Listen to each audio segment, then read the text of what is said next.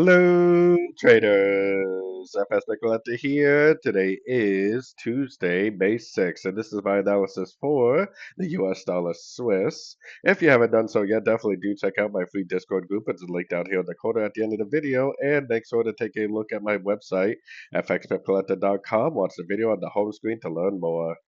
So the US dollar Swiss, I mean, yeah, it definitely did break structure on the 1 hour, but we cannot deny the fact that we are in a very strong downtrend on all the higher time frames. There's really nothing stopping this thing from going down really at any time.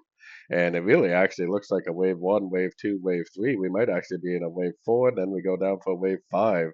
So I would definitely continue to be very, very bearish. If you go all the way up to the weekly time frame, I actually think it's going to go down to the 78%, which is right around the 0.7771 area.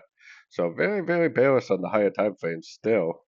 Going down to the 1 hour time frame, I mean, I guess it depends on what kind of trader you are. I mean, if you are a very, very short time frame trader, you could definitely still be looking to take some sorting opportunities because, I mean, even on this time frame, it is lower high, lower high, lower high, lower high. If it breaks that lower low, lower high series, like if it goes up, gives you a nice break of structure, then you could try to go long.